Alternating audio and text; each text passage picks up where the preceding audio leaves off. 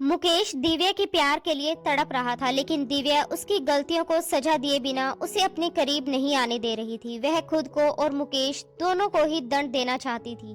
पूरे घर में दिव्या मुकेश के बच्चों को अपने कलेजे से लगाए फिर रही थी, जबकि हैरानी की बात यह थी कि मुकेश और दिव्या का अभी तक कोई मिलन नहीं हुआ था।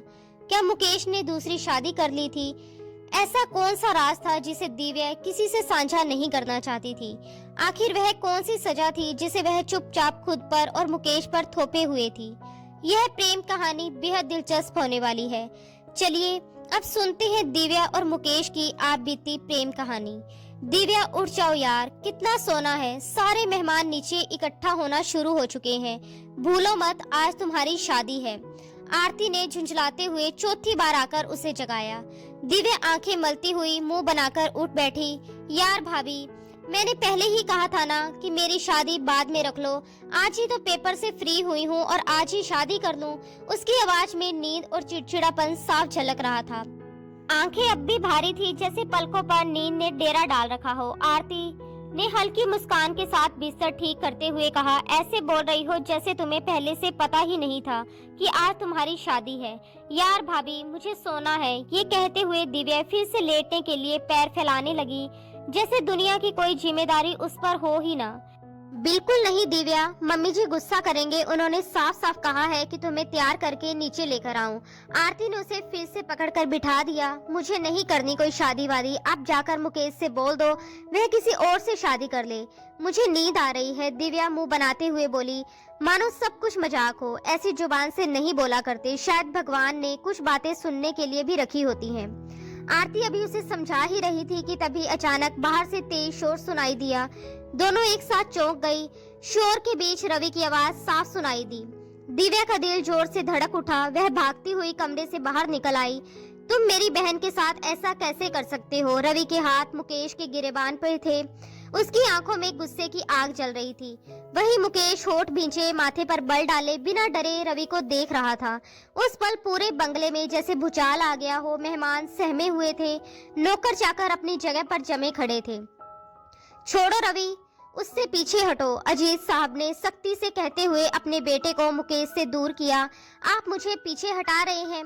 और इसे देखिए, रवि का गुस्सा और भड़क उठा। ये लड़का शादी करके आ गया, इसे शर्म नहीं आई? मेरी बहन इसके इंतजार में बैठी है और ये किसी और से शादी करके आ गया। रवि की ऊंची आवाज सुनते ही दिव्या के पैरों तले जमीन खिसक गई। उसे लगा जैसे किसी ने उसके सीने पर पत्थर रख दिया हो। उसने कांपती नजरों से मुकेश को देखा। वह ऐसे कैसे कर सकता था?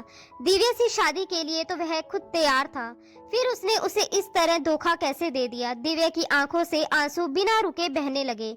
वह कुछ बोलना चाहती थी, लेकिन गला जैसे सूख गया हो। हाँ, ये शादी मैंने अपनी मर्जी से अपने लिए की है। मुकेश की आवाज ठंडी और सख्त थी।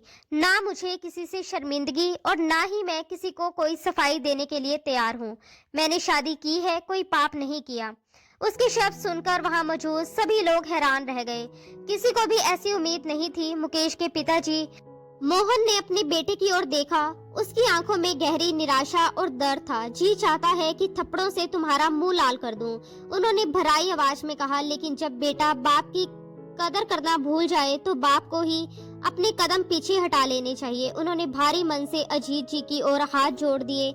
मुझे माफ कर दो अजीत जी, आज मैं अपनी औलाद की वजह से बहुत शर्मिंदा हूँ। अजीत साहब ने चुपचाप अपना चेहरा फेर लिया।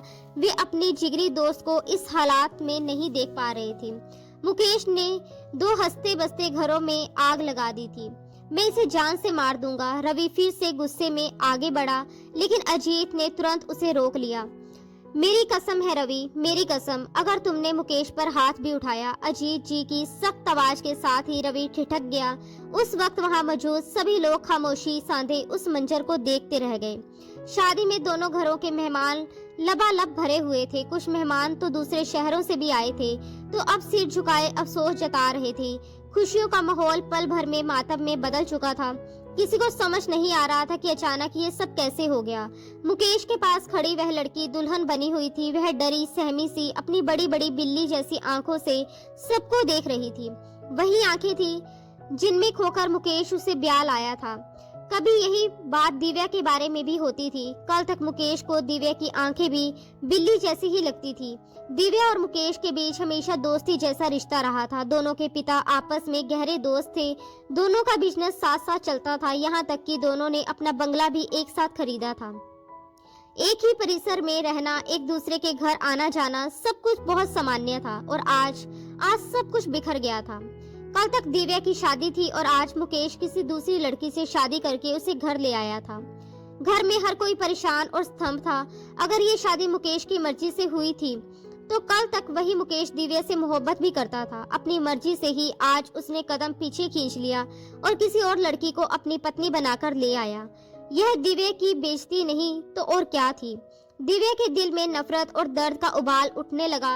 ये क्या किया तुमने मुकेश? आरती ने दुख से अपने भाई की ओर देखते हुए पूछा। मुकेश चिल्लाते हुए बोला, मैंने कहा ना, मैं इस वक्त इस बारे में कोई बात नहीं करूंगा। फिर क्यों सब मेरे पीछे पड़े हैं? तो हम लोग क्या करें? रवि की आवाज में गुस्सा साफ झलक रहा था। क्या गलती थी दिव्या की जो उसे शादी का झांसा देकर तुम किसी और लड़की को अपनी पत्नी बनाकर घर ले आए हो? मुकेश ने ठंडे लहजे में जवाब दिया, पत्नी है मेरी, शादी करके लाया हूँ, इज्जत से बात करो। उस लड़की की तरफ इशारा करते हुए रवि गुस्से से बोल पड़ा, इज्जत? कौन सी इज्जत जो आज सबके सामने हमारी खाक में मिला दी है? मोहन भी अपनी बेटी का पक्ष लेते हुए बोले, एक तरफ वह बेटे मुकेश की शादी दिव्या से तय कर रहे थे तो दूसरी तरफ अपनी बेटी आरती की शादी 1 साल पहले ही रवि से कर चुके थे। अब मुकेश के इस व्यवहार से आरती का घर भी खतरे में पड़ गया था। उन्हें दोहरी तकलीफ का सामना करना पड़ रहा था। मेरी एक शादी करने से आपकी इज्जत खाक में नहीं मिल जाती। इतना गुस्सा होने की कोई जरूरत नहीं। इतना कहकर मुकेश बोला, आओ मेरे साथ हेमा। वह अपनी नई नवेली दुल्हन का हाथ थामे अंदर की ओर बढ़ने लगा। 1 मिनट। रवि के सख्त शब्दों में आरती का दिल बैठ गया। अगर तुमने फैसला कर ही लिया है तो फिर एक फैसला मेरा भी सुन लो। रवि ने होंठ भींचते हुए मुकेश को देखा। भरी महफिल में आज तुमने मेरी बहन को बेइज्जत किया है। तुम्हें क्या लगता है मैं इतनी आसानी से ये सब हो जाने दूंगा? रवि की बात का मतलब वहाँ मौजूद सभी लोग अच्छी तरह समझ रहे थे। माहौल और भी भारी हो गया। इससे पहले कि रवि कुछ और कहता, उसकी माँ ने तेज आवाज में उसे पुकार लिया, कोई भी गलत बात मुंह से मत निकालना वरना अनर्थ हो जाएगा और मैं तुम्हें कभी माफ नहीं करूंगी। माँ की बात सुनकर रवि ने गहरी सांस ली। अपने गुस्से को बड़ी मुश्किल से काबू में करते हुए पास पड़े टेबल को जोर से ठोकर मारी और बाहर निकल गया। दिव्या और आरती दोनों बुरी तरह घबराई हुई थी। रवि का गुस्सा मुकेश पर बहुत ज्यादा था। मुकेश बिना एक भी गलत निगाह दिव्या पर डाले हेमा का हाथ थामे अपने कमरे की ओर बढ़ गया। सब कुछ पल भर में खत्म हो गया था। दिव्या अपने कमरे की तरफ भागी। आरती ने उसे जाते हुए दुखी नजरों से देखा और फिर एक शिकायत भरी निगाह अपने पिता पर डाली, जो बेबसी की मूरत बने वहीं बैठे रह गए थे। पापा, आप ठीक हैं? आरती को अपने पिता की हालत ठीक नहीं लग रही थी। मुझे रूम में ले चलो बेटा। आरती मोहन जी को थामे उनके कमरे तक ले गई। वहीं रवि की माँ अपने पति के पास ही बैठी रह गई। उन्हें अभी तक यकीन नहीं हो रहा था कि मुकेश ने दिव्या के साथ इतना बुरा व्यवहार किया और शादी वाले दिन ही किसी और से शादी करके उस लड़की को घर ले आया। इस मामले को सही तरीके से संभालना मुकेश का काम है। मैं नहीं चाहता कि इसका असर आरती और रवि की जिंदगी पर पड़े। बाकी मुकेश से आज के बाद हमारा कोई संबंध नहीं। अजीत जी ने हालात को संभालते हुए रवि की माँ से कहा। रवि की माँ ने चुपचाप हाँ में सिर हिला दिया। फिर वे दोनों भी अपने अपने कमरे में चले गए। आंगन में बहुत गहरा सन्नाटा पसरा हुआ था, ऐसा सन्नाटा जिसमें हर किसी की सांसों की आवाज तक सुनाई दे रही थी। हेमा धीरे धीरे आगे बढ़ी और कांपती आवाज में बोली, ये सब मेरी वजह से हुआ है। मेरी वजह से आज आपके घर वाले आपके खिलाफ हो गए हैं। मुकेश ने तुरंत हेमा को चुप कराते हुए कहा, कोई बात नहीं, तुम फिक्र मत करो, मैं सब संभाल लूंगा। उसके लहजे में ऐसा भरोसा था जैसे उसे खुद पर पूरा यकीन हो कि वह सब ठीक कर देगा। लेकिन ये सब उतना आसान नहीं था जितना वह समझ रहा था। वक्त को अभी साबित करना था कि वह हालात संभालेगा या उन्हें और ज्यादा बिगाड़ देगा। रात के आखिरी पहर रवि घर में दाखिल हुआ। सारा दिन वह घर से बाहर ही रहा था। वह जानता था कि अगर वह दिन में घर आता तो उसका झगड़ा मुकेश से जरूर हो जाता और उस हालात में उसके माँ बाप ये सब सहन नहीं कर पाते। मुकेश को वह हमेशा अपना जिगरी दोस्त ही मानता आया था। कोई ये नहीं कह सकता था कि वे दोनों अलग अलग परिवारों से थे। सब उन्हें भाई ही समझते थे, बल्कि कई लोग तो ये भी कहते थे कि वे सगे भाइयों की तरह रहते हैं। शायद उनके इसी प्यार और भरोसे को किसी की नजर लग गई थी। रवि भारी कदमों से अंदर आया, गुस्से और थकान से भरा हुआ। वह सीधे ड्राइंग रूम में सोफे पर ढह सा गया। पूरा बंगला उस वक्त सन्नाटों की गिरफ्त में था।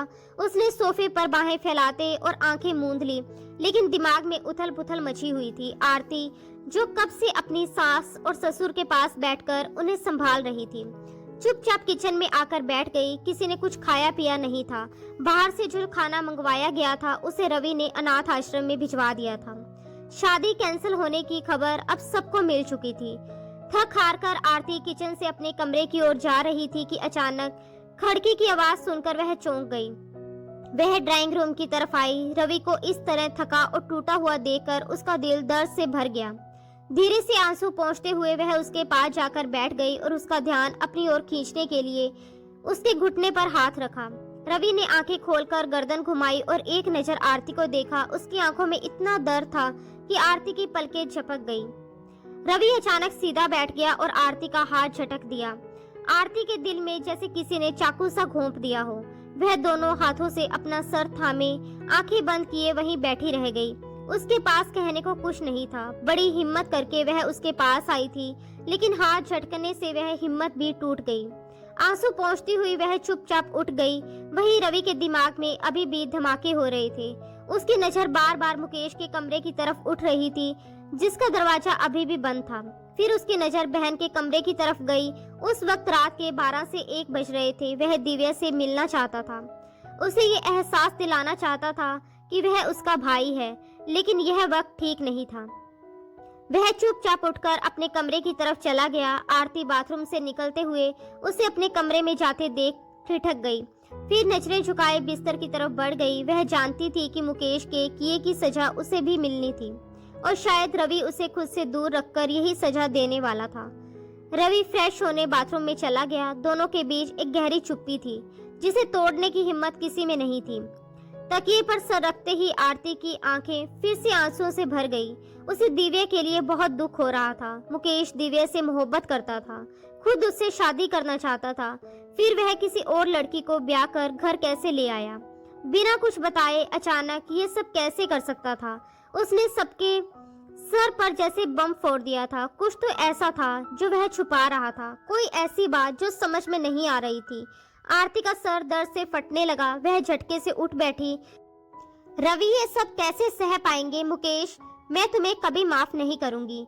मेरी मासूम सी दिव्या को तुमने कितना दुख दिया है। आज चाहे तुम सारी जिंदगी माफी मांगते रहो, मैं तुम्हें कभी माफ नहीं करूंगी। वह हिचकियों से रोते हुए बड़बड़ाने लगी। किस बात का मातम मना रही हो? रवि उसकी हालत देखकर गुस्से में बोला। आरती ने आंसू पोंछते हुए उसकी तरफ देखा। आंखें लाल हो चुकी थी। रवि ने होंठ भींचे, माथे पर बल डाले और मुंह फेर लिया। मेरे सामने ये सब ड्रामा करने की जरूरत नहीं है। जो तुम्हारे भाई ने किया उसके बाद तुम्हारे आंसू कुछ साबित नहीं करते। मेरा बस चले तो मैं तुम्हारे भाई को जान से मार दूं। रवि दर्द से छटपटाते हुए बोला। आरती का दिल बुरी तरह से टूट गया। वह चुपचाप दराज में सर दर्द की दवा ढूंढने लगी। जब भी वह ज्यादा टेंशन लेती थी उसका सर बहुत तेज दर्द होने लगता था। क्यों शोर कर रही हो? रवि झुंझलाकर बोला। उसकी आवाज सुनकर आरती बुरी तरह से सहम गई और पीछे हटकर बेड के किनारे जा लगी। अब आवाज नहीं आनी चाहिए। रवि ने लाइट बंद कर दी और करवट बदल ली। आरती ने अपने मुंह पर हाथ रखकर हिचकियों को दबा लिया। सिर दर्द से फटा जा रहा था, लेकिन दवा नहीं मिल रही थी। ऐसे दर्द में सोना तो दूर, बैठना भी मुश्किल था। गहरी सांस भरते हुए वह उठी और बालकनी में चली गई। ठंडी हवा में सांस भरते हुए वह वहीं खड़ी रही। आंसू फिर से मोतियों की तरह बहने लगे। मुकेश, तुम्हारी एक गलती हम सब पर बहुत भारी पड़ने वाली है। रेलिंग पर हाथ रखे उसने सिर हिलाया। अब उसे सब कुछ समेटना था जो उसके भाई ने एक पल में बिखेर दिया था। सुबह आंख खुली तो दिव्या को सर चकराता हुआ महसूस हुआ। गहरी सांस भरती हुई वह बाहर आई। घर में वैसे ही सन्नाटा छाया हुआ था, जैसे कोई मौत हो गई हो। दिव्या का दिल फट सा गया। अनचाहे ही उसकी नजरें ऊपर सीढ़ियों की तरफ उठ गई। मुकेश के कमरे का दरवाजा अब भी बंद था। वह लड़की जो कल उसके साथ दुल्हन बनकर खड़ी थी, न जाने क्यों दिव्या को लग रहा था कि उसने उसे पहले भी कहीं देखा है, लेकिन कहाँ, ये उसे याद नहीं आ रहा था। आरती मुंह हाथ धोकर किचन की तरफ जा रही थी। दिव्या ने उसके सूजे हुए चेहरे को देखा और उसे लगा कि जरूर भाई ने उसके साथ भी अच्छा व्यवहार नहीं किया होगा। ये मर जात भी ना। दिव्या के मन में कड़वाहट भर आई। जब आपस में बदला नहीं ले पाते तो औरतों को ही हथियार बना लेते हैं, यही सोच उसके दिमाग में घूम रही थी। अरे दिव्या, तुम जाग गई? आरती ने उसे देखते ही उसकी तरफ कदम बढ़ाए। उसके चेहरे पर जबरदस्ती ओढ़ी हुई नरम मुस्कान थी। तबीयत ठीक है? उसने दिव्या का तपता हुआ हाथ छूते हुए पूछा। मैं ठीक हूँ, भाई किधर है? दिव्या के चेहरे पर हल्की सी भी मुस्कान नहीं आई। कल तक जो आरती चहकती रहती थी, उसके नखरे उठाती थी, आज इतनी चुप और बुझी हुई क्यों लग रही थी? दिव्या का मन कर रहा था कि वह सुबह सुबह ही इस घर से कहीं दूर चली जाए। आरती का चेहरा भी गहरे गम में डूबा हुआ था। दोनों मिलकर डाइनिंग टेबल पर नाश्ता लगाने लगी। जानबूझकर खुद को काम में उलझाए रखने की कोशिश करने लगी ताकि टूटे हुए दिलों की आवाज दब जाए। अजीत साहब और उनकी पत्नी को नाश्ते के लिए बुलाने आरती खुद गई, जबकि मोहन जी को बुलाने दिव्या उनके कमरे की ओर बढ़ी। बेटा, मैं तो तुमसे माफी भी नहीं मांग सकता। मोहन जी की आंखें फिर से भीग गई। आपको किसने कहा माफी मांगने के लिए? आप मेरे बड़े हैं, ऐसा सोचिएगा भी मत। मुझे बिल्कुल अच्छा नहीं लगेगा। चलिए मिलकर नाश्ता करते हैं और फिर रोज की तरह वॉक पर भी जाएंगे, दिव्या ने मुस्कुराने की कोशिश करते हुए कहा। मोहन जी ने उसके सर पर प्यार भरा हाथ रखा और उसके साथ बाहर आ गए। अजीत अपने दोस्तों को देख रहे थे, जो आज उन्हें बहुत बूढ़ा सा लग रहा था, जैसे एक ही दिन में बेटे ने उनके कंधों पर इतना बोझ डाल दिया हो कि वह भीतर से टूट गए हों। दिव्या मोहन जी से सटकर बैठ गई। उसके चेहरे की मुस्कान देखकर आरती ने राहत की सांस ली। सबको नाश्ता परोसने लगी। तभी मुकेश हेमा को साथ लिए नीचे आता दिखाई दिया। जैसे ही वह उसे लेकर डाइनिंग टेबल की ओर बढ़ा, दिव्या के चेहरे के भाव पल भर में बदल गए। मुकेश ने सबको प्रणाम किया ही था कि आरती गुस्से में बोल पड़ी। मुकेश, ये नाश्ता हम सब के लिए बना है, आप अपने लिए और अपनी नई नवेली दुल्हन के लिए खुद नाश्ता बना लीजिए। किचन उस तरफ है, आरती ने साफ शब्दों में कहकर मुंह फेर लिया। मुकेश का हाथ प्लेट की तरफ बढ़ते बढ़ते रुक गया। अच्छा हुआ बता दिया, अब 2 वक्त की रोटी भी हमें यहाँ नहीं मिलेगी, वह दुख से कहते हुए उठने लगा। मुकेश, वापस बैठो, अजीत ने उसे टोक दिया। उनके ऐसा कहते ही सब हैरानी से उन्हें देखने लगे। आरती बेटा, खाने से किसी दुश्मन का हाथ भी नहीं रोकते, और मुकेश इस घर का मेंबर है, आइंदा मैं तुम्हें ऐसा करते नहीं देखना चाहता। उन्होंने हल्की सी डांट लगाई। नाश्ता परोसो आरती, रवि की मां ने भी कहा। मजबूरन आरती मुकेश और उसकी पत्नी हेमा को भी नाश्ता परोसने लगी। यह देखकर दिव्या गुस्से से टेबल छोड़कर खड़ी हो गई। दिव्या बेटा, नाश्ता करके जाओ। अजीत जी ने उसे यूं उठते देखा तो टोका। ये पूरा मंजर रवि ने देख लिया था। उसके होंठ कस गए। उसकी पत्नी आरती उसके भाई और उसकी नई नवेली दुल्हन की आव भक्त कर रही थी। आरती, तुम इतनी आव भक्त क्यों कर रही हो? रवि गुस्से में भड़क उठा। आरती के हाथ से चाय का कप छूट गया। गरम चाय उसके हाथ पर छलक गई। दीदी, ध्यान से। मुकेश बेचैन होकर आगे बढ़ा और आरती का हाथ थाम लिया। उसी पल दिव्या भी लपक कर आई। भाभी, ज्यादा तो नहीं जली? आरती अपना हाथ थामे रवि को देख रही थी, जबकि उसके दाएं बाएं मुकेश और दिव्या खड़े थे। रवि होंठ भींचे बिना कुछ बोले अपने कमरे की तरफ चला गया। भाभी, मैं दवाई लगा दूं? दिव्या आरती को अपने कमरे की ओर ले गई।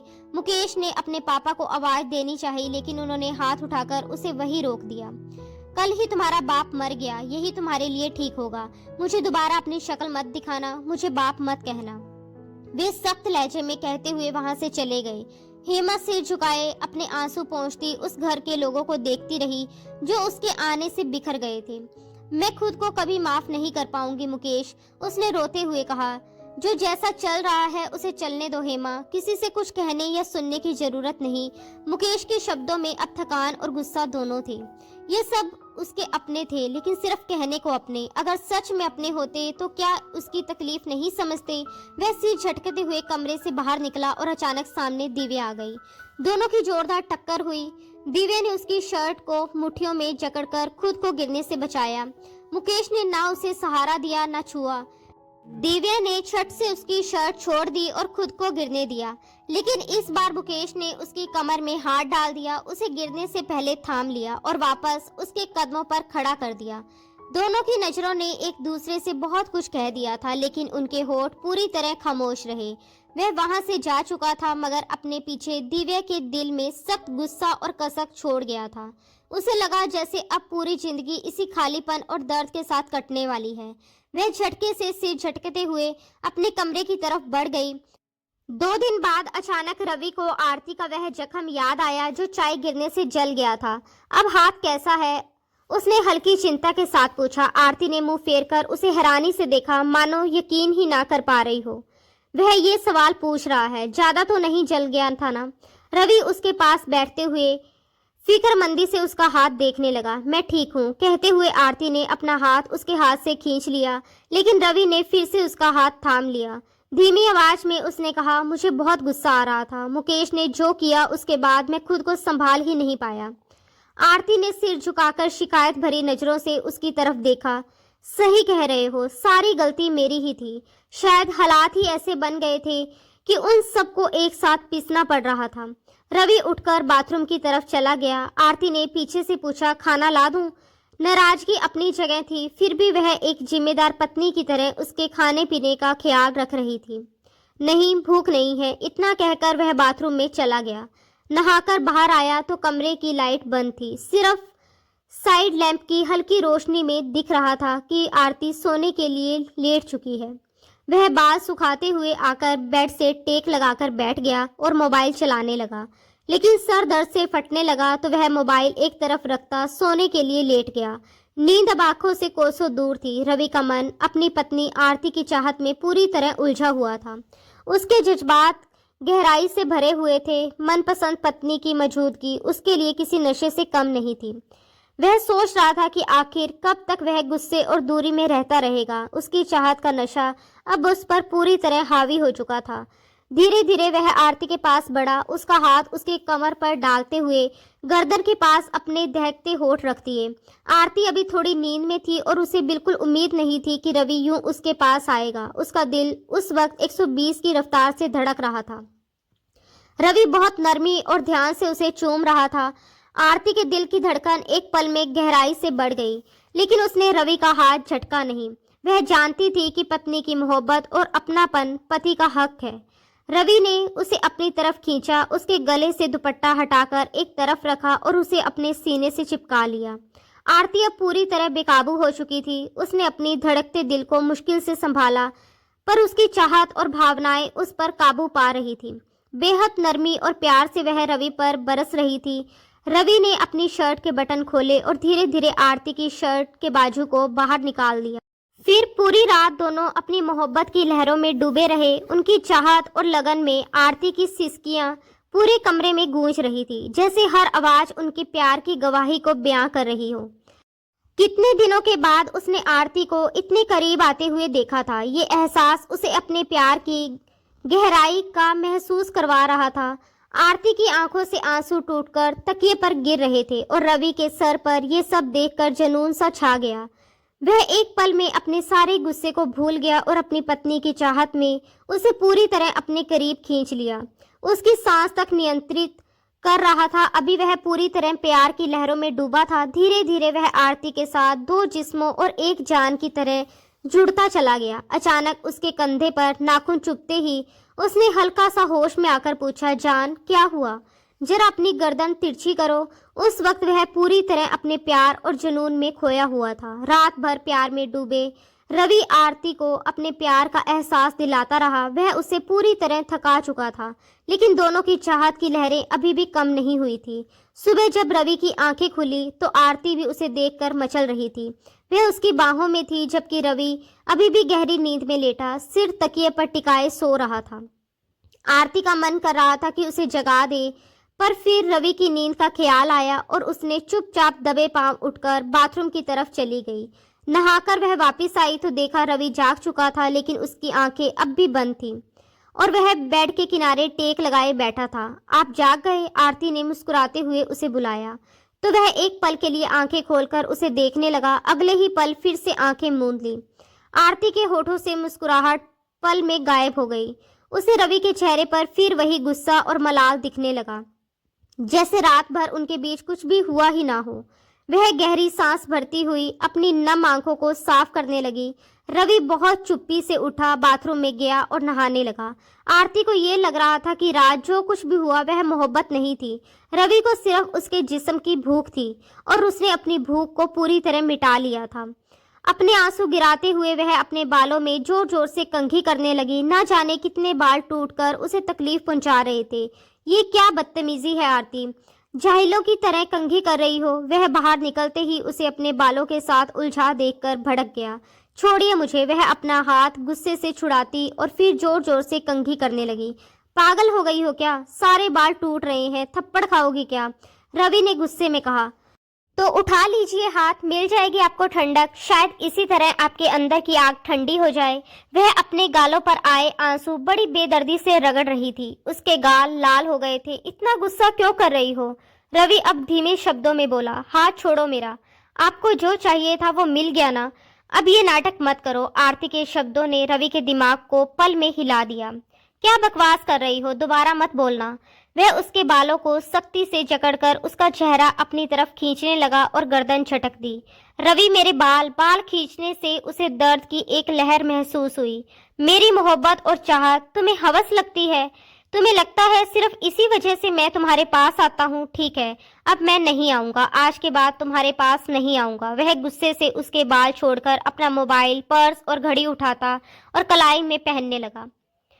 आरती सर दर्द से वहीं जमीन पर बैठी रही। उसकी आंखों के सामने अंधेरा छाने लगा। रवि पलटकर वापस आया और उसे यूं नीचे बैठा देखकर उसकी तरफ लपका। उठो आरती, अपनी आंखें खोलो। वह उसका चेहरा थपथपाने लगा। उसे पता था कि उसके सर में दर्द है, फिर भी वह उसे तकलीफ देता रहा। उसे बिस्तर पर बिठाते हुए वह पानी का गिलास उसके होठों तक ले आया। तुम ठीक तो हो ना, उसका सर धीरे धीरे दबाता हुआ उसने उसे अपने सीने से लगा लिया। उसके सीने से चिपकी आरती फूट फूट कर रो रही थी। रवि ने उसके माथे पर अपने होठ रखे और उसे अंदर से सुकून महसूस हुआ। इसी तरह समय बीतता गया। सबने हेमा को घर की बहू स्वीकार कर लिया। इसके अलावा कोई और विकल्प भी नहीं था। दिव्या ने कॉलेज में एडमिशन ले लिया था। वह भूल गई कि उसकी कभी मुकेश के साथ शादी भी होने वाली थी। वह अपनी लाइफ में मगन और खुश रहती थी। हेमा प्रेग्नेंट हो चुकी थी, वहीं आरती भी प्रेग्नेंट थी। दिव्या आरती का बहुत ख्याल रखती थी और उसे काम भी नहीं करने देती थी। एक दिन हेमा को अचानक पेट का दर्द हुआ और उसके पास कोई भी नहीं था। वह दर्द से बेहाल हो रही थी। उसकी आंखों के आगे अंधेरा छा गया था, लेकिन वह किसी को आवाज देने की हिम्मत नहीं कर पा रही थी। वह बड़ी मुश्किल से उठकर बाहर आई। दर्द सहते सहते उसका रंग बिल्कुल पीला पड़ गया था। वह दर्द से तड़पती हुई नीचे उतरने की कोशिश कर रही थी, तभी वह बुरी तरह से लड़खड़ा गई। दिव्या ने उसे गिरने से बचा लिया। तुम ठीक हो? दिव्या की परेशान आवाज पर हेमा ने अपनी आंखें खोली। मेरे बच्चे को बचा लो प्लीज, वह रो रही थी। मम्मी, पापा, भाभी, वह सभी को बुलाने लगी। हेमा की बिगड़ती हालत देखकर उसके खुद के हाथ पैर फूलने लगे। रवि की माँ और दिव्या ने मिलकर हेमा को गाड़ी में बिठाया। मैं अभी साथ चलती हूँ, आरती ने परेशानी से कहा। नहीं, तुम्हारी अपनी हालत ठीक नहीं है, तुम घर पर रुको, मुकेश से बात करो, हम हेमा को अस्पताल लेकर जाएंगे। रवि की माँ ड्राइवर और दिव्या के साथ हेमा को अस्पताल लेकर चली गई। हेमा का ट्रीटमेंट चल रहा था। आप में से दिव्या कौन है? अचानक डॉक्टर की आवाज गूंजी। डॉक्टर की बात सुनते ही दिव्या और उसकी माँ दोनों एक साथ चौंक गए। आपको पेशेंट अंदर बुला रही है, उनकी हालत बहुत नाजुक है, प्लीज उनके हस्बैंड को तुरंत कॉल करिए। डॉक्टर की परेशान आवाज पर रवि की माँ के हाथ पांव कांपने लगे। दिव्या जब अंदर पहुंची तो हेमा के चेहरे पर ऑक्सीजन मास्क लगा हुआ था, हाथ में इंजेक्शन की ड्रिप चल रही थी। दर्द से उसे थोड़ा आराम मिला हुआ था, मगर आंखों में अजीब सी बेचैनी थी। तभी डॉक्टर ने दिव्या को पास बुलाया और जो कुछ उन्होंने कहा उसे सुनकर दिव्या के पैरों तले से जमीन खिसक गई। वह बदहवास सी बाहर आई तो मुकेश और रवि भी वहां पहुंच चुके थे। दिव्या ने मुकेश की तरफ अजीब निगाहों से देखा, लेकिन वह उसकी नजरों का मतलब समझ नहीं पाया। डॉक्टर ने गंभीर स्वर में कहा, देखिए, इस वक्त माँ और बच्चा दोनों की हालत बहुत खराब है। हम पूरी कोशिश करेंगे कि दोनों को बचा सकें। ये सुनते ही मुकेश घबराकर बोला, लेकिन प्लीज डॉक्टर, आप माँ को बचाइए। मुकेश की बात पर डॉक्टर कुछ पल चुप रहे और फिर बिना कुछ कहे पलट गए। इस पूरे वक्त दिव्या की नजरों की तपिश मुकेश अपने ऊपर साफ महसूस कर रहा था। करीब 1 घंटे के लंबे ऑपरेशन के बाद डॉक्टर बाहर आए और बेटे के पैदा होने की खबर सुनाई, लेकिन साथ ही ये भी बताया कि हेमा अपनी जिंदगी की बाजी हार चुकी है। ये सुनकर हर किसी की आंखों में गम के आंसू झलक आए। मुकेश वहीं टूट सा गया। उसे यकीन नहीं हो रहा था कि वह सब कुछ इतनी जल्दी और अचानक बदल जाएगा। रवि ने उसके कंधे पर हाथ रखकर बिना कुछ बोले उसे ढांढस बंधाया, क्योंकि कहने को उस पल उसके पास भी कोई शब्द नहीं थे। हेमा की डेथ को आज 1 हफ्ता होने को आया था और इस दौरान उसके बेटे को दिव्या ही संभाल रही थी। हेमा का इस दुनिया में कोई नहीं था, मुकेश ने ही उसे सहारा दिया था। आज घर में हेमा की आत्मा की शांति के लिए पाठ रखा गया था। दिव्या बेटा, वंश को देखो, क्यों इतना रोए जा रहा है, रवि की मां ने कहा और वंश को दिव्या की गोद में देकर उसे मुकेश के कमरे की तरफ भेज दिया। दिव्या उसे लेकर कमरे में गई, दूध बनाकर पिलाने लगी, क्योंकि सारी जरूरी चीजें वही देख रही थी। जैसे ही उसने दूध उसके होठों से लगाया, उसी पल मुकेश बाहर से कमरे में आ गया। दिव्या एकदम घबराकर खड़ी हो गई। मुकेश सिर्फ ट्राउजर पहने हुए था, गले में तौलिया डाले, बाल पोंछता हुआ बाहर आया। तुम यहाँ? वह थोड़ा माथे पर बल डालते हुए बोला, मुझे नहीं पता था कि आप रूम में हैं, वरना मैं यहाँ नहीं आती। दिव्या ने सपाट लहजे में जवाब देते हुए नजरें फेर ली। क्यों, मेरे जिस्म से नफरत है तुम्हें? ना जाने क्यों उसकी ये बात मुकेश को बहुत बुरी लगी और वह कुछ पल के लिए चुप सा हो गया। नफरत के लिए पहले मोहब्बत होना भी तो जरूरी होता है, और हमारे बीच ऐसा कोई रिश्ता नहीं है, ना प्यार ना नफरत। दिव्या ने जानबूझकर अपने शब्द अधूरे छोड़ दिए। पल भर के लिए दोनों की नजरें आपस में टकराई, फिर अगले ही पल दिव्या वंश को सीने से लगाए कमरे से बाहर निकल गई, जबकि मुकेश सिर झटककर अपने गीले बाल सुखाने लगा। क्या हुआ, इतनी चुप क्यों हो? रवि ने आजकल आरती को बहुत शांत देखकर उसके पास बैठते हुए पूछा। उसकी डिलीवरी में अभी कुछ महीने बाकी थे। घर में उस वक्त वंश की किलकारियां गूंज रही थी। वह नन्हा सा कृष्णा सबको प्यारा लगने लगा था, सिवाय रवि के। उसके बच्चे को लेकर उसकी बेरुखी किसी से छुपी नहीं थी। आरती के मन में उलझन थी, क्योंकि वंश जब पैदा हुआ था तो वह पूरे 9 महीने का स्वस्थ बच्चा था, जबकि मुकेश की शादी को अभी सिर्फ 5 महीने ही हुए थे। क्या हेमा शादी से पहले ही प्रेग्नेंट थी? आरती ने धीरे से कहा। उसकी बात सुनकर रवि चौंक गया। तुम्हारा अंदाजा बिल्कुल सही है, शायद वह पहले ही प्रेग्नेंट हो गई थी, तभी मुकेश को इतनी जल्दबाजी में शादी करनी पड़ी। लेकिन असली समस्या ये है कि मरने से पहले हेमा ने दिव्या से ऐसी कौन सी बात कही थी कि दिव्या उस बच्चे को अपने सीने से लगाए फिरती है? ऐसा कौन सा राज है? आरती ने गंभीर होकर कहा। ये बात तो मैं भी जानना चाहती हूँ। आखिर वह कौन सा राज था, और क्या बात तुम्हें अंदर ही अंदर परेशान कर रही है? मुझे साफ साफ बताओ ना। ये कहते हुए रवि बेड से टेक लगाकर उसे अपनी गोद में बिठा लेता है। उसका भारी शरीर रवि को अपनी ओर खींच लेता है। वह उसके पेट को छूते हुए उस पर अपने होठ रख देता है। आरती की सांसें बिखर जाती हैं। रवि, आप मेरी बात नहीं सुन रहे। वह मुंह बनाते हुए बोले, सुन रहा हूँ यार, अपने बच्चे से तो प्यार करने दो, वह मुझे मिस कर रहा है। कहते हुए रवि दीवाना सा होकर उसके पेट पर होठों से पप्पियों की बौछार कर देता है। वह गुदगुदी महसूस करती हुई खिलखिलाकर हंसने लगती है। मत करो ना रवि, मेरी सांस फूल रही है। वह रवि का सर अपनी तरफ खींचते हुए गहरी सांस भरकर बोली। उसके चेहरे पर थकान साफ झलक रही थी, फिर भी आंखों में शिकायत से ज्यादा अपनापन था। रवि ने उसके नरम मुलायम गुलाबी गालों को अपनी पकड़ में लिया और उन पर अपने प्यार की बौछार करने लगा, मानो उसकी हर बेचैनी को अपने स्पर्श से मिटा देना चाहता हो। आपको तो इस हाल में भी चैन नहीं है, आरती ने हल्की सी मुस्कान के साथ कहा और अपना सर रवि के सीने पर टिका दिया। उसने अपने जिस्म को ढीला छोड़ दिया, जैसे अब उसे बस इसी सहारे की जरूरत हो। रवि ने उसे और कसकर थाम लिया। एक बार तुम मेरे चैंपियन को दुनिया में आने दो, वह धीमी आवाज में बोला, फिर बताऊंगा। तुमसे दिन रात का पूरा हिसाब लूंगा। अभी तो बच्चे का लिहाज कर रहा हूँ, वरना इस वक्त तुम्हारे अंदर समाने का मन कर रहा है। वह उसे अपने सीने से लगाए प्यार से उसके माथे पर किस करता रहा। आरती ने आंखें मूंद ली। उसके होठों पर सुकून और भरोसे से भरी एक गहरी मुस्कान फैल गई थी, जैसे कुछ पलों के लिए ही सही उसकी सारी उलझनें कहीं दूर चली गई हों। इधर दिव्या ने शादी के लिए शर्त रखकर मुकेश को बुरी तरह परेशान कर दिया था। आखिर ये शर्त इतनी जरूरी क्यों थी? ये बात किसी की समझ में नहीं आ रही थी। घर में एक बार फिर मुकेश और दिव्या की शादी को लेकर चर्चा छिड़ी हुई थी। दोनों दोस्तों की दिली ख्वाहिश थी कि किसी तरह दिव्या और मुकेश की शादी हो जाए। दिव्या जिस तरह वंश को संभाल रही थी, बिल्कुल एक माँ की तरह, उसे देखकर हर कोई हैरान था। वही नज़ारे देखते देखते जब उससे शादी के बारे में बात की गई तो उसने ऐसी शर्त रख दी कि मुकेश का पारा एकदम हाई हो गया। यही मेरी शर्त है, दिव्या ने साफ शब्दों में कहा। अगर शादी करनी है तो मेरी शर्त माननी होगी, आगे आपकी मर्जी। ये कहते हुए उसने मुंह बनाया और वंश को अपने सीने से और कसकर लगा लिया, जैसे किसी को ये जताना चाहती हो कि उसकी दुनिया अब सिर्फ यही बच्चा है। वंश अब 3 महीने का हो चुका था। दिव्या ने बिना किसी एहसान या दिखावे के उसे अपने साथ अपने ही कमरे में रखा हुआ था। कोई नहीं जानता था कि उसके दिल में ऐसा क्या दर्द छुपा है, या ऐसा कौन सा राज है जो उसे हेमा के बेटे को अपनी जान से भी ज्यादा माँ बनकर पालने को मजबूर कर रहा था। मुझे तुम्हारी शर्त मंजूर नहीं, मुकेश गुस्से में लगभग चिल्ला पड़ा। आपकी मर्जी, दिव्या ने उसे तीखे अंदाज में जवाब दिया। उसमें कोई जोर जबरदस्ती तो नहीं। मुकेश बस गहरी सांस भरकर रह गया। शायद दिव्या ने उसे वही सजा दी थी जिसका वह कहीं न कहीं हकदार था। आखिरकार घर वालों की रजामंदी से दोनों की शादी हो गई, लेकिन दिव्या अपनी शर्त पर पूरी तरह कायम रही। शादी के बाद भी वह अपने ही कमरे में रही। उसने सिर्फ शादी के लिए हाँ की थी, विदाई के लिए नहीं। इस बात ने मुकेश को भीतर तक झंझोर दिया था।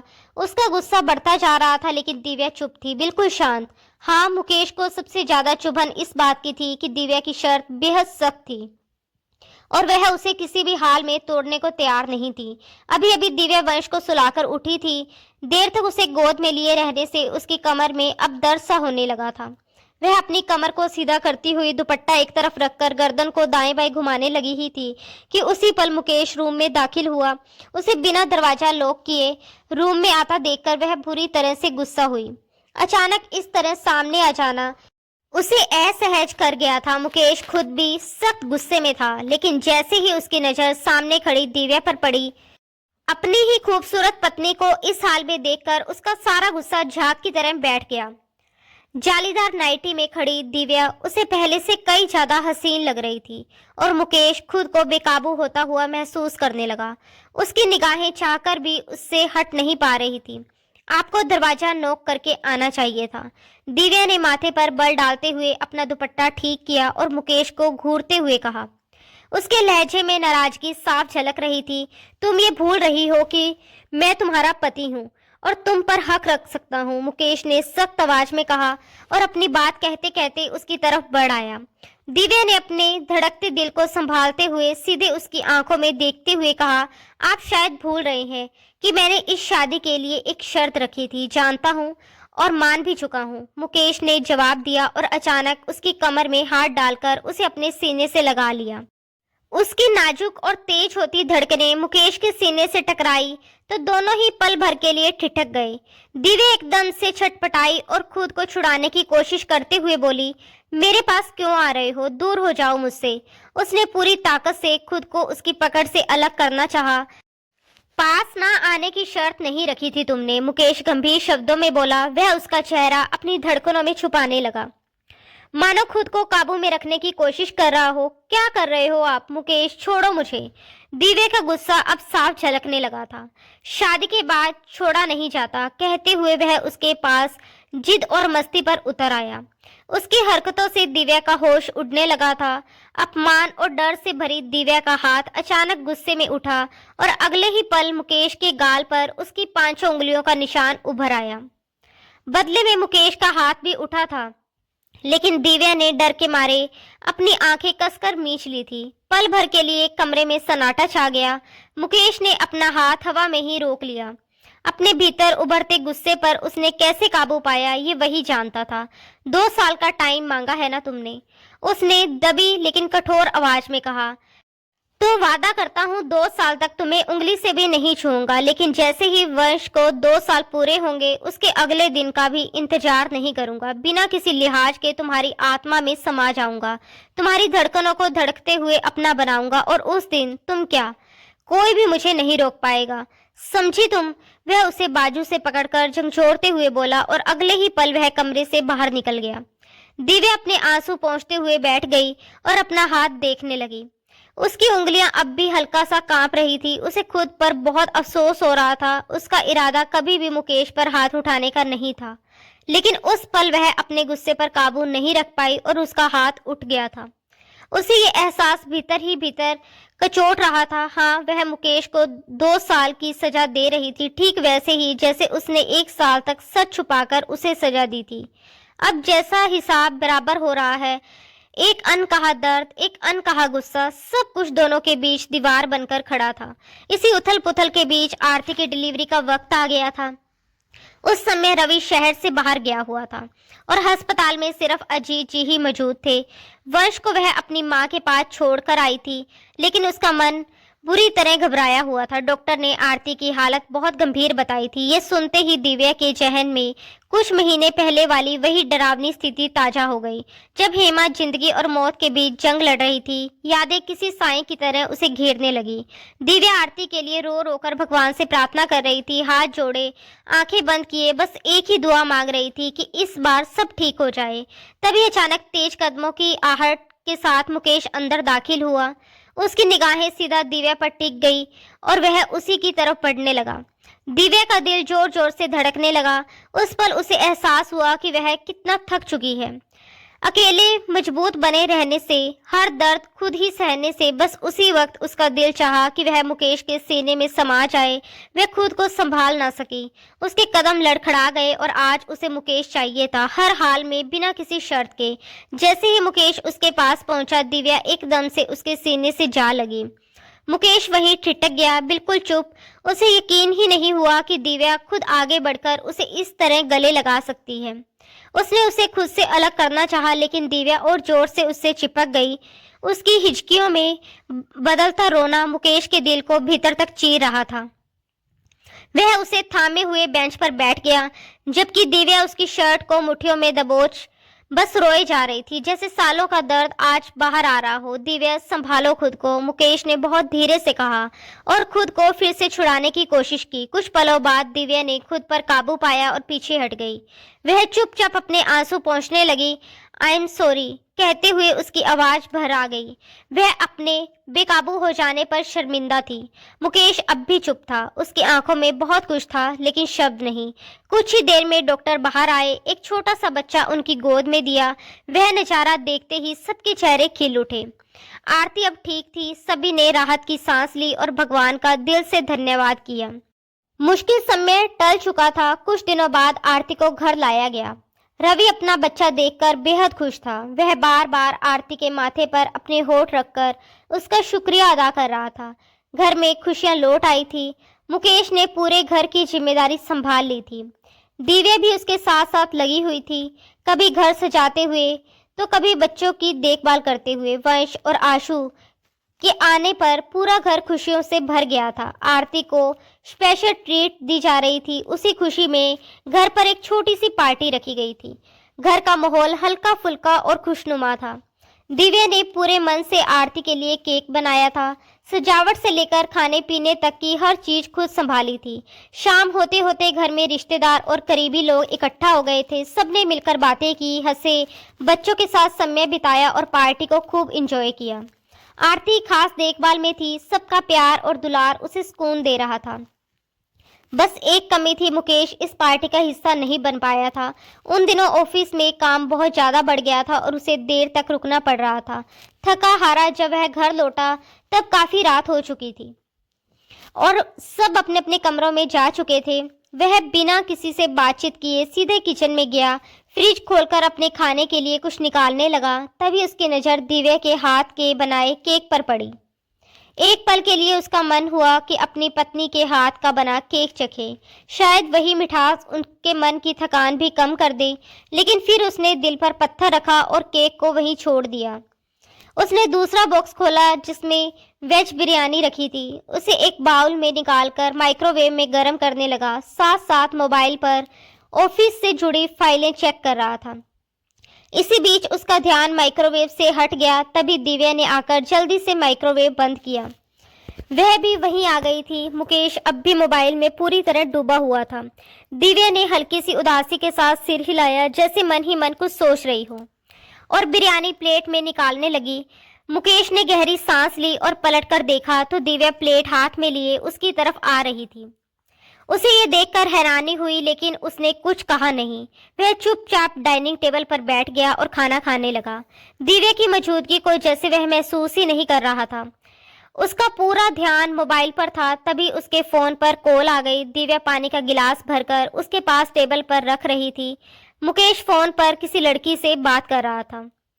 मैंने फाइल चेक कर ली, आप उसे मैनेजर को फॉरवर्ड कर दो। नहीं, उसकी जरूरत नहीं, मैंने सब देख लिया है। उसकी आवाज में सिर्फ काम था, भाव नहीं। दिव्या के लिए यह सब देखना आसान नहीं था, लेकिन उसने अपने चेहरे पर कुछ भी जाहिर नहीं होने दिया। मुकेश ने पानी के 2 घुट लिए, कॉल काटी और टेबल से उठ गया। उसने मुश्किल से 2 या 3 चम्मच ही खाए थे। मुकेश अपने खाना खत्म नहीं किया। दिव्या ने उसे उठते देखकर टोक दिया। वह चाय बनाते हुए उसकी तरफ देखते हुए बोली थी, बस इतनी ही भूख थी। मुकेश ने गंभीरता से जवाब दिया कि किचन से बाहर जाने लगा। मुकेश, दिव्या ने फिर पुकारा। वह रुककर सावलिया नजरों से उसे देखने लगा। नाराज है मुझसे? उसने धीमे शब्दों में पूछा। नहीं मुकेश। मुकेश ने बस एक शब्द में जवाब दिया। दिव्या ने उसके चेहरे के भाव पढ़ने की कोशिश करते हुए कहा, मुझे तो आपका अंदाजा बता रहा है कि आप मुझसे नाराज हैं। दिव्या ने उसका रास्ता रोक लिया। वह होंठ दबाते हुए माथे पर बल डालकर बोली, आप बोल क्यों नहीं रहे? दिव्या उसकी खामोशी और उसके शब्दों के बीच छुपे दर्द को समझ रही थी। अभी बोलने के लिए 1 साल और 6 महीने बाकी हैं। जाने दो मुझे, उसके बाद बात करूंगा। मुकेश ने बेहद गंभीरता से कहा और उसके दोनों गालों को हल्के से छूते हुए अपने कमरे की तरफ बढ़ गया। लेकिन आज दिव्या को एहसास हो रहा था कि उसने गुस्से में ऐसी शर्त रखी कि मुकेश को तकलीफ देगी, पर अब वह खुद अपनी शर्त से पूरी तरह पछता रही थी। वह उसे सजा देने के साथ साथ खुद को भी सजा दे रही थी।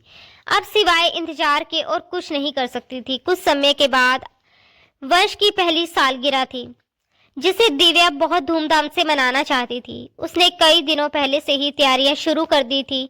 घर की सजावट, मेहमानों की लिस्ट, बच्चों के कपड़े, केक और छोटे मोटे सरप्राइज। ये दिन उसके लिए बहुत खास था, क्योंकि वंश सिर्फ एक बच्चा नहीं बल्कि उसकी पूरी दुनिया बन चुका था।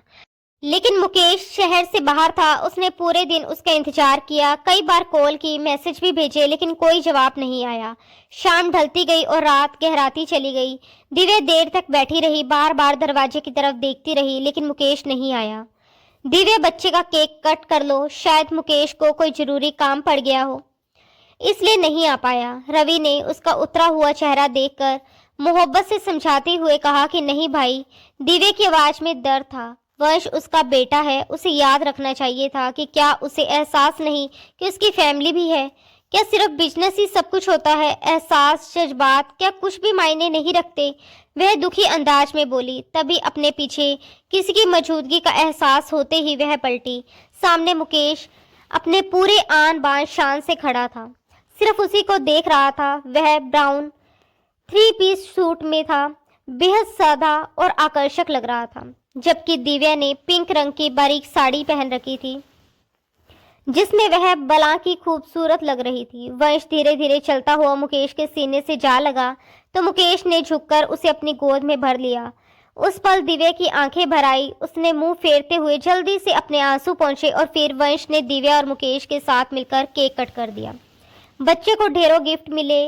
रवि का बेटा आशु, जो वंश से 6 महीने छोटा था, वह खेल रहा था। वंश उसे बहुत प्यार करता था। खेलकूद करते करते वंश आखिरकार दिव्या की बाहों में सो गया। आरती ने ही सब कुछ समेटा था, गिफ्ट, सजावट, प्लेटें। दिव्या की तबीयत सुबह से ही कुछ ठीक नहीं लग रही थी।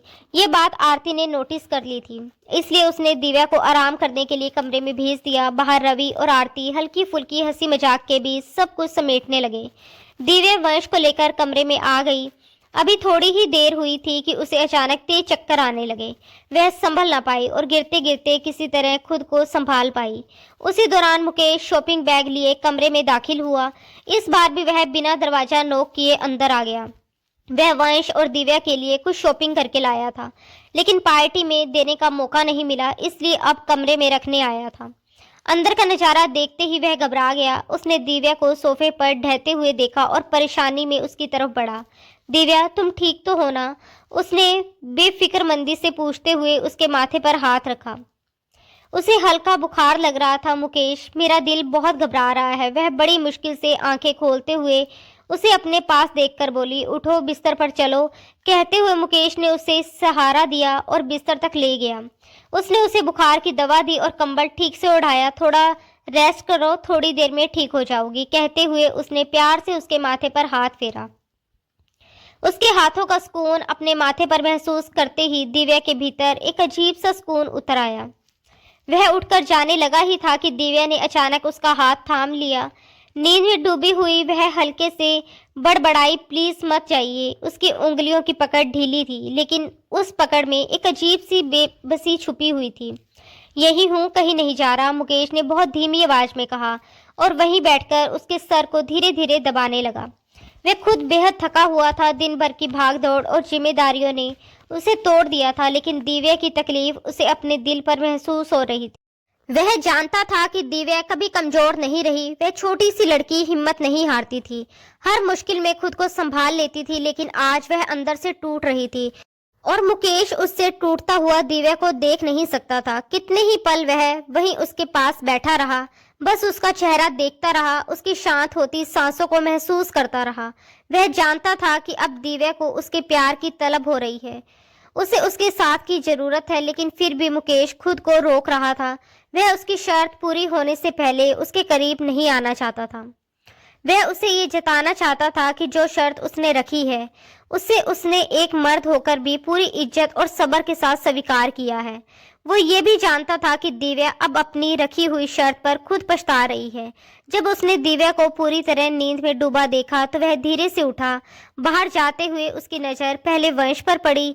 उसने झुककर वंश के माथे पर प्यार से अपने होठ रखे, फिर उसकी नज़र अनायास ही दिव्या के चेहरे पर ठहर गई। दिल की आवाज ने उसे एक बार फिर पलटने पर मजबूर कर दिया। वह आगे बढ़ा और बहुत प्यार से दिव्या के माथे पर भी अपने होठ रख दिए। माँ और बेटे दोनों पर अपना स्नेह लुटाता हुआ वह चुपचाप अपने कमरे की तरफ बढ़ गया। वक्त पंख लगाकर उड़ रहा था और अब वह दिन भी आ गया था जब दिव्या पूरी तरह उसकी होने वाली थी। अब दिव्या शर्म से मुकेश से छुपाती फिर रही थी।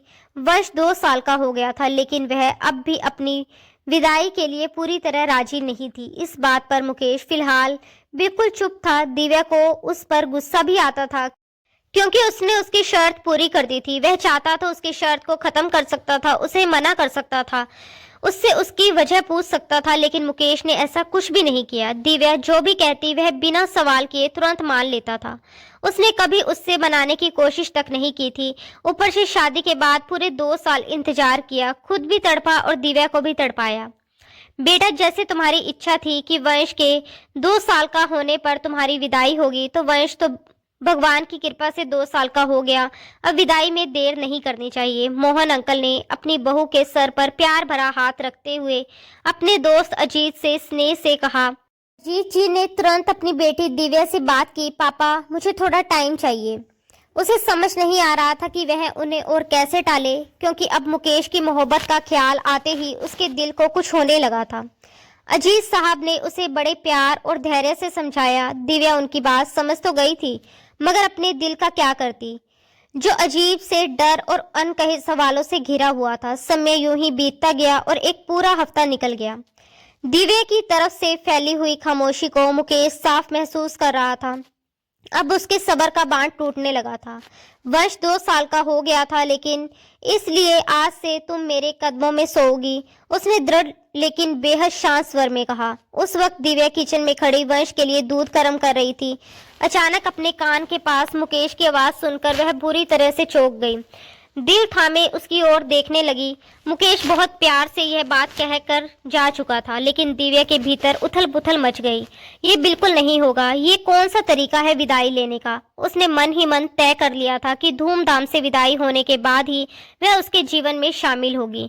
ये सोचते हुए वह अपने कमरे की तरफ मुड़ गई। वंश को सीने से लगाए वह उसे दूध पिला रही थी कि तभी मुकेश ने बिना रुके दरवाजा धकेलकर अंदर कदम रखा। दिव्या का दिल जैसे पसलियां तोड़कर बाहर आने को मचल उठा। खुद चलोगी या मैं उठाकर ले जाऊं? मुकेश का अंदाज अब पूरी तरह बदला हुआ था। उसकी आंखों में इश्क का ऐसा सैलाब उमड़ रहा था कि दिव्या खुद को उससे बचा नहीं पा रही थी। उसके भीतर भी वही उथल पुथल थी, वही खिंचाव जिसे वह अब तक दबाए हुए थी। ऐसे नहीं जाऊंगी, आप पहले मुझे लेने आओगे, उसने बिना सोचे समझे कह दिया। वह वंश को बिस्तर पर लिटा ही रही थी कि मुकेश ने आगे बढ़कर उसे अपनी बाहों में भर लिया और अपने कमरे की ओर बढ़ गया। दिव्या बस उसे देखती रह गई। उसके भीतर भी मुकेश के प्यार का सैलाब उमड़ चुका था। थोड़ी देर बाद मुकेश उसे गोद में उठाकर अपने कमरे में ले आया और अपनी बाहों से निकलकर नीचे उतारा। क्या कर रहे हो? दिव्या घबराकर बोली। आज की रात कुछ नहीं सुनूंगा, दिव्या, कहते हुए वह उसे अपनी बाहों में भरकर कमरे का दरवाजा पांव से बंद कर चुका था। वह उसे अपने बिस्तर तक ले गया और दिव्या हड़बड़ाकर पीछे हटते हुए बेड के किनारे से जा लगी। आज दिव्या को बचाने वाला कोई नहीं था। 2 साल का रुका हुआ सब्र अब काबू में नहीं था। मुकेश उसके पास आकर उसे अपनी बाहों में भरते हुए बोला कि वह कितने सालों से उसके लिए तड़प रहा था और आज उसे अपने करीब महसूस करना चाहता था। दिव्या भी 2 साल से खुद को संभाले हुए बैठी थी। मुकेश को पाकर वह भी होश खो बैठी थी। दोनों के बीच की दूरी पूरी तरह मिट चुकी थी और रात कब बीत गई इसका उन्हें एहसास ही नहीं हुआ। सुबह होते होते दिव्या के दिल में उठता एक सवाल उसे बुरी तरह बेचैन करने लगा और आखिरकार वह खुद पर काबू नहीं रख पाई। मुकेश से सवाल पूछ ही लिया, जब हेमा तुम्हारी पत्नी नहीं थी तो तुम्हें घर वालों से झूठ बोलने की क्या जरूरत थी? मुकेश के सर पर जैसे किसी ने एकदम से बम फोड़ दिया हो। वह दिव्या की तरफ हैरानी और दर्द से भरी नजरों से देखते हुए बोला कि वह ये कैसे कह सकती है कि हेमा उसकी पत्नी नहीं थी। दिव्या कहती है कि क्योंकि हेमा मरने से पहले अपनी पूरी सच्चाई उसे बता चुकी थी। फिर भारी आवाज में मुकेश ने सवाल किया कि आखिर दिव्या ने ये सब घर वालों से क्यों छुपाया और क्यों उसे इतना दर्द दिया। वह बोली कि उन 6 महीनों का दर्द उसने कैसे बिताया ये वही जानती है। तभी मुकेश ने जो सच्चाई बताई उसे सुनकर दिव्या के पैरों तले से जमीन खिसक गई। हेमा दरअसल उसके दोस्त संजय की पत्नी थी। हेमा और संजय ने लव मैरिज की थी, लेकिन संजय के परिवार वालों ने हेमा को कभी स्वीकार नहीं किया। इसी वजह से दोनों अलग रह रहे थे। संजय अपने परिवार का इकलौता बेटा था और उसके पिता की सारी प्रॉपर्टी उसी के नाम थी। अचानक उसके पिता को दिल का दौरा पड़ा और उन्होंने संजय को बुलाकर अपनी पूरी संपत्ति उसके आने वाले बच्चे के नाम कर दी थी। ये बात सिर्फ संजय और हेमा जानते थे। परिवार में किसी और को इसकी खबर नहीं थी। कुछ दिन बाद एक कार एक्सीडेंट में संजय की भी मौत हो गई। मरने से पहले उसने मुकेश से वादा लिया था कि वह उसकी पत्नी और उसके बच्चे की जान बचाएगा, उन्हें उनका हक दिलाएगा और उसके बच्चे का भविष्य सुरक्षित करेगा। मुकेश ने दोस्ती निभाते हुए ये वादा तो कर लिया, लेकिन उसे समझ नहीं आ रहा था कि हेमा को कहाँ और कैसे सुरक्षित रखे। संजय के घर वाले हेमा के पीछे पड़े थे और उसे जान से मारने तक उतारू थे। वे ना तो हेमा को और ना ही उसके बच्चे को कभी स्वीकार करने वाले थे। हेमा पहले से ही दिल की मरीज थी और प्रेगनेंसी के दौरान ही उसकी मौत हो गई। उसी बच्चे और उसकी इज्जत को बचाने के लिए मुकेश को मजबूरी में हेमा को अपने घर में पत्नी बनाकर रखना पड़ा, ताकि समाज और घर वालों की नज़र में वह सुरक्षित रह सके और कोई उस पर उंगली ना उठा सके। ये सब सुनकर दिव्या भीतर तक हिल गई। उसे अपने आप पर बहुत गुस्सा आया कि उसने बिना पूरी सच्चाई जाने मुकेश के बारे में कितना कुछ गलत सोच लिया था। कभी कभी जो सच्चाई दिखती है वह असल सच नहीं होता, उसके पीछे कई दफन राज छिपे होते हैं। यह एहसास आज दिव्या को बुरी तरह से तोड़ गया था। हेमा ने मरते वक्त बस इतना ही कहा था कि मुकेश उसका पति नहीं है, ना ही उसके बच्चे का पिता। इतना कहकर वह दुनिया छोड़ गई थी। उस वक्त दिव्या कुछ बोल नहीं पाई थी, लेकिन उसने डॉक्टर से जांच करवा ली थी। ये साबित हो गया था कि वह बच्चा मुकेश का नहीं है। ये सच्चाई सिर्फ दिव्या जानती थी। घर में किसी को भी इसकी भनक नहीं लगी थी और वह अब यही सच मुकेश के मुंह से सुनना चाहती थी। मुकेश की बात पूरी होते ही कमरे में एक अजीब सी खामोशी छा गई। दिव्या की आंखों से बिना आवाज के आंसू बह रहे थे। आज उसे समझ आया कि प्यार हमेशा अधिकार में नहीं बल्कि त्याग में भी होता है। जिस इंसान को उसने सबसे ज्यादा दोषी समझा वही सबसे ज्यादा जिम्मेदार और वफादार निकला। दिव्या ने धीरे से अपना सिर झुका लिया और कांपती आवाज में कहा, मुझे माफ कर दो मुकेश, मैं तुम्हें समझ नहीं पाई। मुकेश ने आगे बढ़कर उसके आंसू अपने हाथों से पोंछे और पहली बार बिना किसी शर्त के उसे अपने सीने से लगा दिया।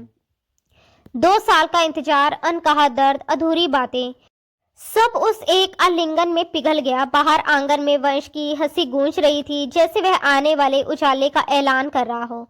आज दिव्या ने महसूस किया कि रिश्ते सिर्फ सवालों से नहीं विश्वास से चलते हैं और मुकेश ने जान लिया कि उसका इंतजार बेकार नहीं गया। बीते हुए कल ने उन्हें बहुत कुछ सिखाया था, लेकिन अब आने वाला कल सिर्फ उनका था, बिना डर, बिना शर्त और बिना किसी राज के। वंश को गोद में उठाए दिव्या ने आसमान की ओर देखा और हल्की मुस्कान के साथ मन ही मन कहा, कुछ कहानियां दर्द से शुरू होती है लेकिन उसका अंत सिर्फ प्यार ही लिखता है। दोस्तों, उम्मीद है कि आपको हमारी ये कहानी पसंद आई होगी। अगर कहानी पसंद आई हो तो वीडियो को लाइक जरूर करें और अगर आप हमारे चैनल पर नए हैं तो सब्सक्राइब करना ना भूलें। और हाँ, अगली अपडेट सबसे पहले पाने के लिए नोटिफिकेशन बेल को भी दबा लें। धन्यवाद दोस्तों, राधे राधे।